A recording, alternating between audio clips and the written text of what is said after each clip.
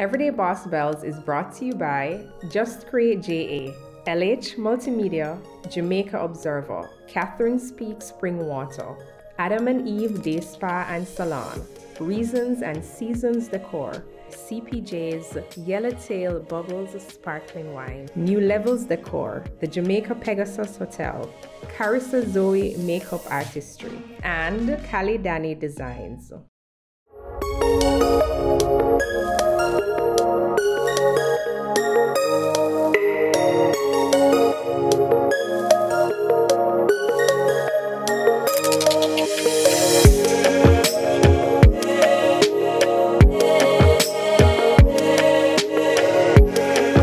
Hi everyone, welcome to Everyday Boss Bells. I'm your girl, Michelle Ann, the PR Bell. Today we have with us a special guest. She is a vivacious, fashion-forward brand communicator. She's the founder and managing director of Broadtail Designs, a fashion label for full-figured women. She's also the section leader and marketer of the first full-figured section for Carnival in Jamaica. I am speaking about none other than Dania Beckford. Hi, Michelle Ann. How are you? I am doing fabulous. You're looking great. Thank Welcome. You. So do you, and thanks for having me. You're most welcome. So, Carnival.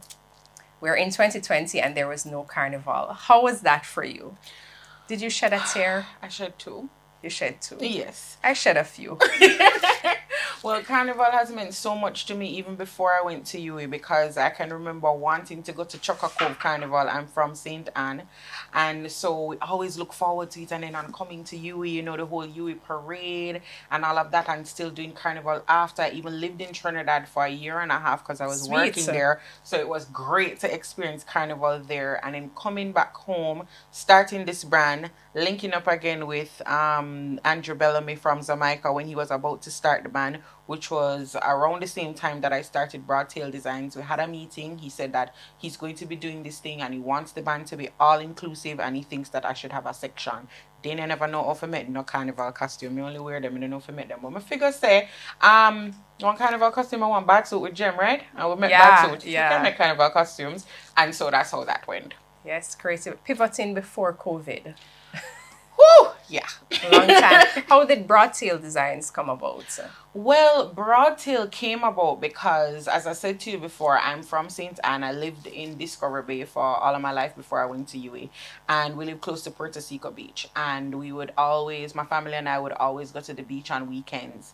And I would always have a not so very looking good swimsuit, because I was always a fat girl, a fat child, a full-figured, plus size, whichever one you call it, but I just couldn't find a swimsuit.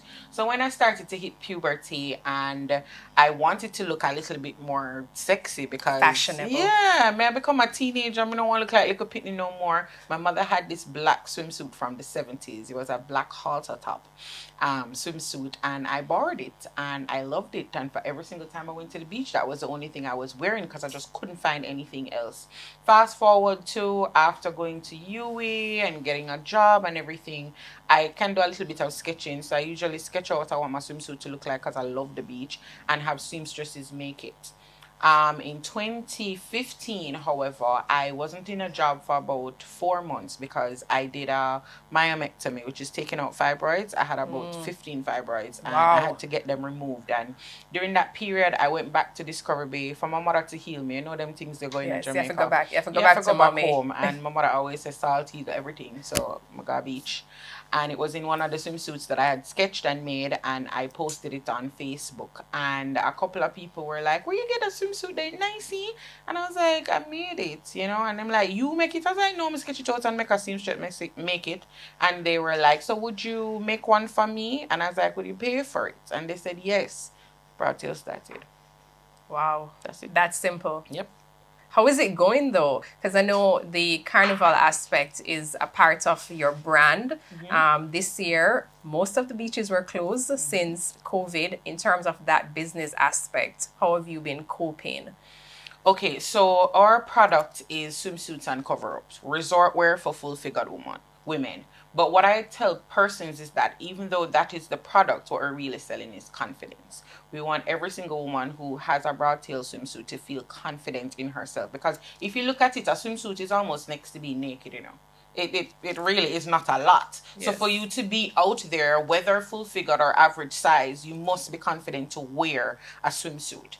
And so in COVID times, lots of beaches and rivers have been closed. As you said, there has been no carnival. And even though we were doing the swimsuits before carnival, carnival brings in a lot of cash to our business. Yes, I can imagine. Affords us the opportunity to do a lot of the other things that we do with the brand. So with that not happening, I had to diversify what we do as a brand, and that resulted in me getting more opportunities to speak to companies, to speak to youth groups, young girls, about why is it important to be confident? How do you get to be confident?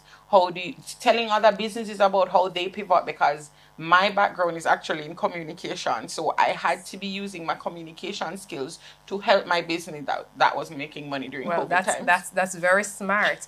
But in terms of confidence, you speak of confidence. How did you own your confidence as what you would call a fat girl, a plus size, or whatever it is? Because even the name Broadtail, how did you come up with that? Broadtail. So let me answer that question first. Well, you know, say in Jamaica, when you're fat, sometimes when you're on the road and men are catcalling, them love to call you broad and say you're round like English pound, and them say all of these things, big body bends, and they say all of these things. But I actually like the whole broad thing. And then I love peacocks, and you know how them broad out them tail. Oh, so when I was thinking about what I'm going to call this brand, me broad, my derriere is big and I like it. It's one of the things I think is most sexy about me. So I'm going to play on the whole derriere thing without saying big bottom. I don't think the swimsuit would have said would fit big bottom. But it's on fancy broad tail. Yeah, broad tail. So that's how we got to broad tail. Okay, nice. Yeah. And your confidence? The confidence. In my household, my mother will always say that she does not know how I came up to be this bold and confident. But what I said to her is that even if I was going to get beaten after, my parents always allowed me to express myself as much as I wanted to. And to be very honest, because my mother is also a full-figured woman, one of the icons in her home was always Louise Bennett. My sister was not, she was average size, she wasn't full-figured or small. And so it wasn't until I went to high school I realized that I was fat when a girl told me. Because it just seemed like everybody around me was like me. How was that when somebody said that to you?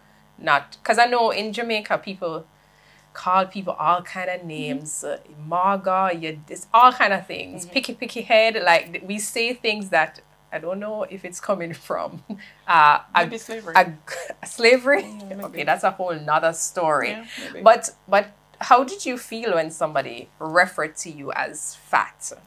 To be honest, I didn't feel any way about it, because I'm a person who I really have only cared about what I think about myself.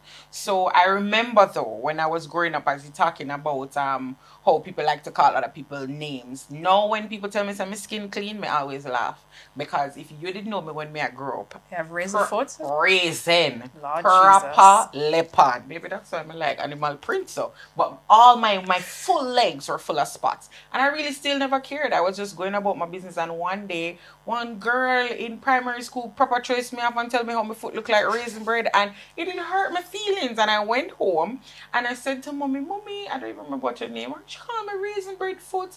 And my mother laughed. Oh, Jesus. And I said to myself, why would my mother laugh at that? And my mother said to me, but think about it. She right on the money though, don't it? Well, at least she has a sense of humor. My household, exactly, my household was kind of like that, where it wasn't like doom and gloom if somebody said something about you that you didn't like. We found humor in it and we moved on. So I don't know, I don't have a formula to the confidence thing, but I've just always been like this. Well, good for you, because not a lot of persons have that. A lot of persons struggle. Yeah. But before we got on set, I heard a little rumor, or a little birdie told me. A little birdie. Yeah, that this alias that you have, Kulu, please to enlighten my darkness. What is Kulu? Where did you get that name? What does it mean? Talk to me. Okay, so Kulu was my hall name on Rex Nettleford Hall at UWI Mona. And how did I get the name? So you know what Kulu Kulu is? Do you know what that is?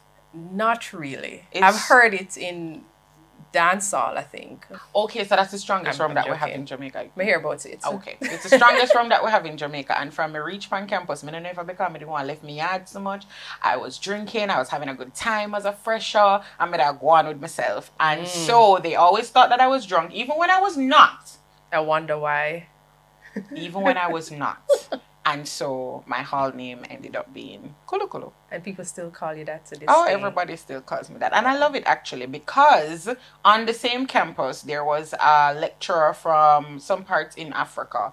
And I had it on my shirt walking on campus. And he asked me if it was my real name. And I said, no, it's my hall name. And he said, it's a good name. And I said, why? And he says that in some African tribe, I never check it out, me just take what him say and move on. Just it take means it. strong spirit. But it would have worked, right? If Yes. it is the strongest rum we have. Yeah, it sounds like it makes sense. Me keep it. Yeah, it sounds like it makes sense. That makes sense for true. Yeah. Well, now I know something. Are you still a Kulu? I am. You are. Completely. Okay. All right. Well, we'll see. I'll see you on the road hopefully in 2021 when Carnival is back. Yes. Yes. Yeah. Please. Yeah. Sad times. Sad times. But you have so much going on outside of Broadtail Designs. Tell me some of your other titles that I read in your beautiful profile. All the other things that you do. Well, I'm currently the Director of Entertainment in the Ministry of Culture, Gender, Entertainment and Sport. And that portfolio is policy driven to ensure that we develop programs that assist the entertainment industry. And as you know, with COVID, entertainment in our country was the first thing to get locked down, and it has still not completely reopened. We're not even in phase 1 of the opening. Persons just out the road that try bad because they want like a release, but the entertainment industry has not yet been opened. So the time that we're living in now is very novel, and in order for us to get back to having a robust entertainment industry, our office is really working hard on that. Other than that, I'm a certified protocol officer. So what does that mean?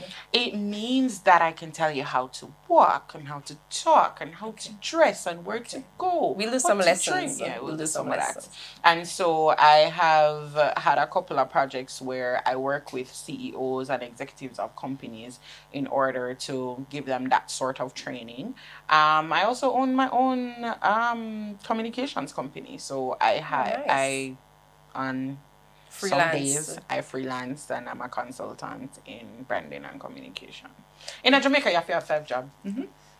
Yeah. Yes, we have to hustle. Yes. We have to hustle hard. And one thing that I tell persons all the time, because I'm big on philanthropy and helping young girls, I tell them all the time, I feel like when we were growing up, we were taught to be lawyer, doctor, Indian chief, but it was always one thing. No matter what that one thing is, you don't have to be. You can be as many things as you want to in life. Speaking of multiple things, you are a sort of kind of new mom. How is that going in terms of balancing all that you do and your new son? It's not a sort of kind of, it's just a new mom situation. When persons ask me, I say that it is happily exhausting. And I say so because you're so tired with having to manage a whole other human being that can't do much for himself, but then even with being so tired, every time that you see them or they smile or they do something funny, you get so happy and you don't regret doing it at all. So it has really changed the way how I view life. It has changed my schedule. I can't open up my laptop without him saying apple and trying to pick out the apple out of it. So I actually stand up by the counter in the kitchen to do work sometimes, or I hide in the bathroom, and when I hear him banging down the door, even though I want to go outside, don't feel bad. Sometimes I feel bad, of course, but then I have to get the work done because he want ties and he need formula. So in your head, it's almost like balancing spending quality time with your child and still being able to provide for them. But I'm enjoying the journey so far. If me mad out, me call you. No, I am. Don't call you? No, no, I'm not there. I'm not there as yet okay. because I may after like probably 15 minutes of hi, how are you? Oh, you want to send him back? Send him back. No, me not call you. Send him back. You are not one. Yeah, no, I'm not there. I'm not there. I want my own, but when it comes to the management of the kids and this crying and the screaming, you don't know what they want. None of them are like that. How is your little one? He's not a screamer or crier, and he does not. It's surprising that when he's hungry, he will pull on you and you will know the different pulls and the different cries. Oh, but wow. it's not just wailing for no reason at all. Okay. So they're different. You have a good one. Yeah, you can go on. Yeah. So tell me what's next for Dania? With everything that's on your plate, are you looking forward to 2021? Are you looking forward to the end of COVID? What's Right next? now, I am actually just living in the present. And one of the reasons why I say that is because I believe all of us had these big dreams for 2020. Maybe because it was 2020, Vision 2020. You know, we were in brand communication, we're doing all sorts of things with this 2020. And then just bloop. You know, everything that we didn't expect to happen has happened. And it has taught me that we need to live in the present. We also need to take a reset sometimes. So all this time that we spent at home for me and my business, I realized that as Carnival done, I was planning for the next Carnival. I was trying to buy fabric for the next seasons coming up. And sometimes I forgot why we started the brand. So if you don't mind me giving you an example, I had a client during COVID that she was going to some hotel when the hotel started to open back, and she wasn't fully full figured, but she had big breasts, and she said that she has never found a swimsuit to fit her. And we took her measurements, did a consultation, went through the whole thing, and when she came to pick up the suit, she looked at it and she said, "This not gonna fit me." And in my mind, I start doubt myself, come here and say, "But we know, say we take the right measurements, we do the consultation good. Why should we just look and say it not fit her?" Anyway, I said, "No, well, you know what, if it doesn't fit you, we can fix it. So let's just try it on and see where it goes." I found that she was spending quite a while in the bathroom, so I decided that can I help you? When I went in there, she was struggling, but I think it was the anxiety because she's never found a swimsuit that fit her, and she already tell herself it's not gonna fit. It's not going to fit, and we fit her perfectly in the swimsuit, and she started crying and said she never have one swimsuit to fit her breast before, that she never feel like she doesn't look sexy enough in it, or that they're gonna drop down, or whatever it is that we think about ourselves. And at that moment I said to myself, say, COVID did need to happen because I needed to have this type of interaction with my clients again, instead of these big groups of Carnival all the time, whole heap of people, one-on-one, so that I remember why I started the brand. And so out of it all, I've just tried to stay patient. I have tried to still plan, but not to the extent where I forget the purpose of what I'm doing. Yeah, that's very important, because I feel like 2020, as you said, a lot of persons, we had big dreams and we wanted to do this and we wanted to do that, but it's important for us to kind of reset and rethink a lot of the things that we said we wanted to do. Yes. But you touched on a very important thing of self-esteem in some ways, because that anxiety that came from your client, I think, was frustration. It can come from self-esteem as well. What would you say to not even young girls, but women generally of all ages, sizes? What is your nugget for persons struggling with self-esteem? I think that self-esteem is one of those issues where there is never one answer for it. But I think that a lot of times the things that we think about ourselves, we conjure them in our heads because we're comparing ourselves to other persons or to other things that we have seen. And when we do that, we actually lose the greatness of our own selves, because another woman is looking at you and thinking the same thing you're thinking and comparing herself to you. You know what I mean? So it's like this vicious cycle that we all go through. But when you really look at your whole self, so like I'll use myself as an example. I've always been full figured and I've always loved myself. But then after I gave birth, I had fat in places that I didn't usually have fat. And then I realized, oh, what is that I'm feeling? Like, me don't want to wear this again because the fat show a certain way in this. And I immediately got how some other women felt about themselves, a feeling I never had before.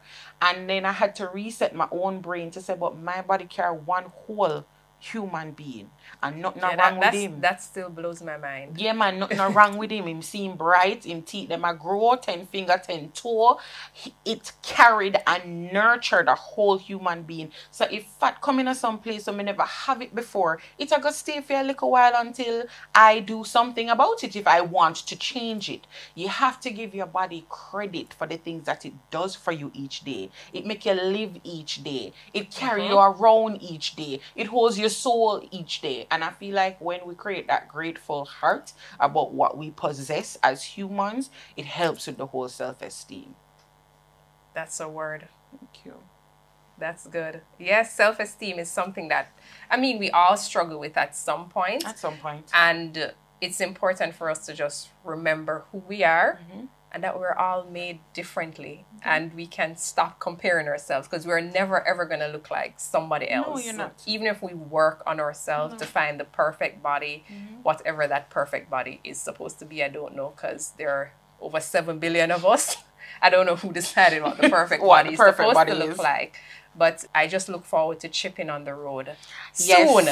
And I feel like we're going to be doing some other type of work too. I feel like you can make me a broadtail swimsuit. I feel like I have a broadtail. Maybe not your broadtail. All tails matter. Yes, Bring all your tails. tail. Yeah. We'll make it work. All tails matter. So we were speaking about the challenging year that 2020 has been. What inspires you during difficult times? Fear, actually. So I have a fear of falling, like literally falling. And so I'm always very careful with how I walk. I have a fear of failing. And so when I'm faced with difficult times, it puts me into full planning mode.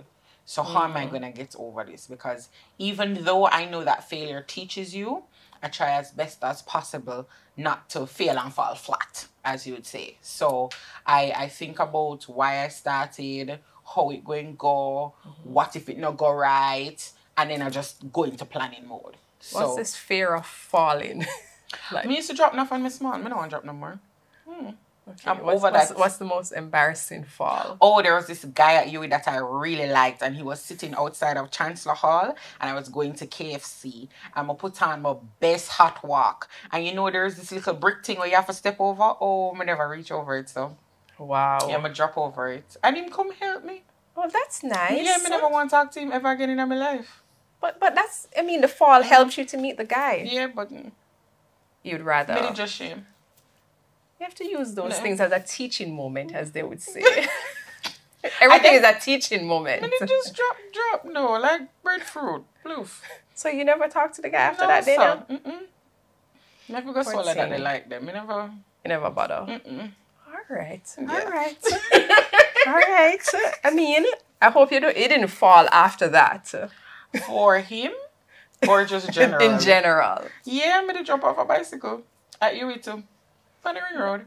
Don't ask. Yeah, what were you doing on a bicycle up at UWI on the ring road? A guy had a bicycle and I felt like I'd never ride a bicycle in a while. And you know, them always say riding a bicycle is like riding a bicycle. You just get back on it. And, you know, like it wasn't like that.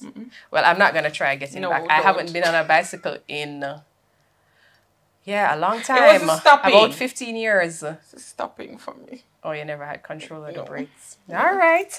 Well, you said something earlier about falling. That's actually something important because you talked about failure. What would you say to persons who feel like it's not okay to fail?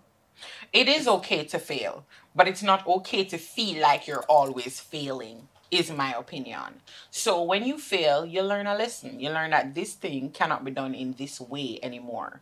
Not that the thing cannot be done, but it can't be done in this way. So you must take another approach to it. What I don't like is feeling consistently that I'm failing. And that puts me into planning mode. So I think about all the directions that whatever I'm doing can go, which would result in possibly failure. So I have these different trajectory of where I'm going so that I know that, okay, this won't work. Plan A to Z, basically. So fear of failing and falling for me puts me into a strategic type of mode.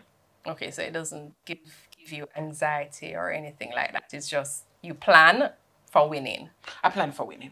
Dania, you're a brand expert, but there's a lot of talk about branding, personal branding. How do you stay on brand? For you, what is a brand and how do you represent your brand? Brands for me are an experience. So my favorite brand, one of my favorite brands is Apple. And it's not only for the hype of it. When you have it, they make you feel like you're one of the only persons who have it. So you're exclusive.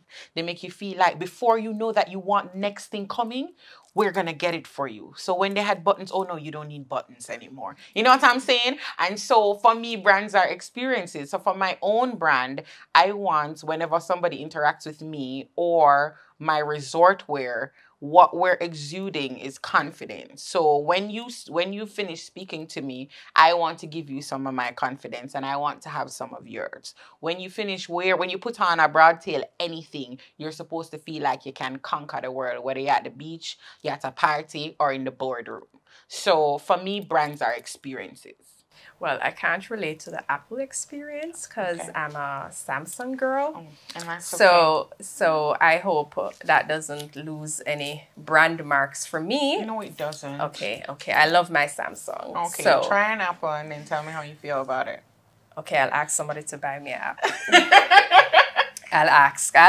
Okay. I'll ask, but as we're coming to a close, I want you to tell me, you speak a lot about confidence. I'm sure maybe that's one of the top 5 things you'd recommend for everyday boss bells to have. So tell me, what are your top 5 picks for an everyday boss bells in terms of maintaining their brand? Confidence. Confidence has to be number 1 because you have to believe in your brand first. And for other persons to believe in it, you have to be so confident that you allow them to accept what you're selling to them. Second, you must have more than 1 pair of shoes into whatever vehicle you have. And even if you don't have no vehicle, it must in your bag. Because let me tell you, and a 1, 2, or 3 shoes pop on me. And I've had to go to events where, oh my God, I never dressed for that event. But if I change my shoes, all of a sudden I'm dressed for the event. Number 3, you have to have a little pouch of everything. So in my bag, I have this little denim pouch. It have pins because you never know when one button I go pop or when you're going to sit down and you're going to have a gay pin. It also has medication, headache, for period, you name it, that medication is in there. It have a tape measure, but that's just because I have a fashion company. It has tampons and pads. It has spare keys to everything in your yard because you must never be locked out of anywhere. 4th, I always tell women that you need to have some life lessons here. Yeah, man. You need to have even a visa to somewhere or a driver's license because when trouble take you, you have to be able to drive out of the trouble or fly out of the trouble. That's 4. Okay. 5. What else me tell girls? First, I'm hearing that the visa. No, man. You must have a visa to somewhere.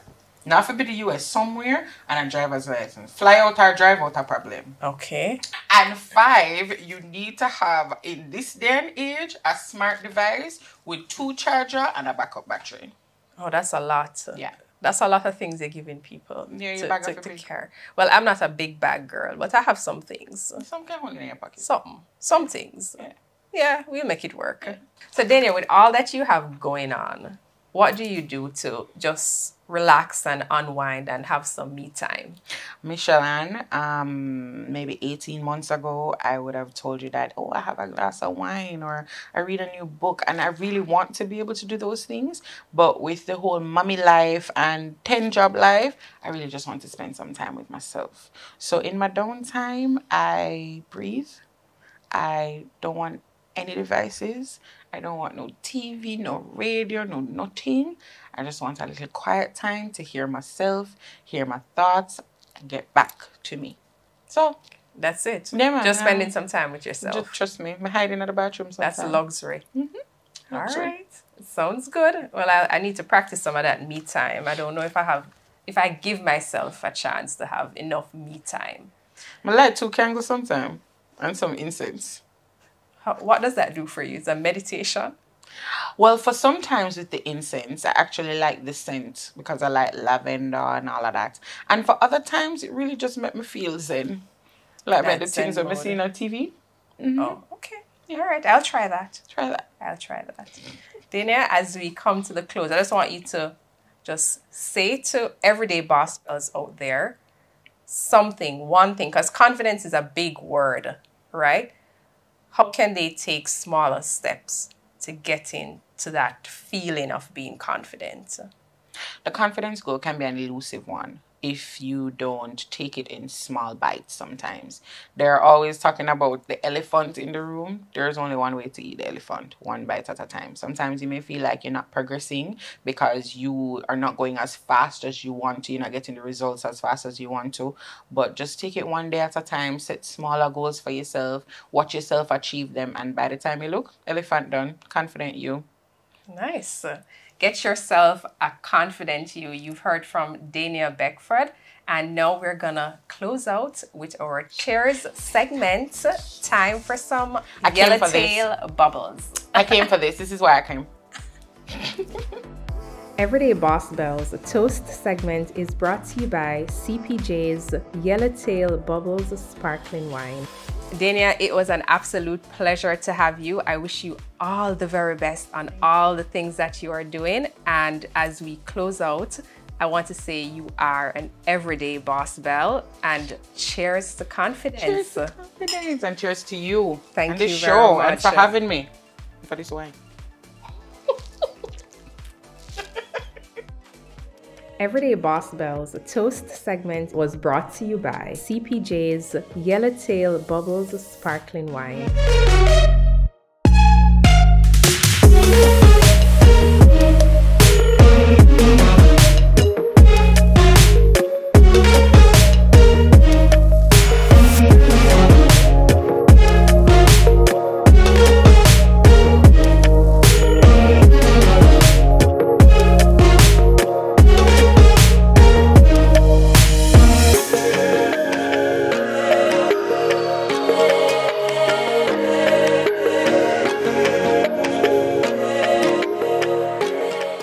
Everyday Boss Bells was brought to you by Just Create JA, LH Multimedia, Jamaica Observer, Catherine Speaks Spring Water, Adam and Eve Day Spa and Salon, Reasons and Seasons Decor, CPJ's Yellowtail Bubbles Sparkling Wine, New Levels Decor, the Jamaica Pegasus Hotel, Carissa Zoe Makeup Artistry, and Cali Dania Designs.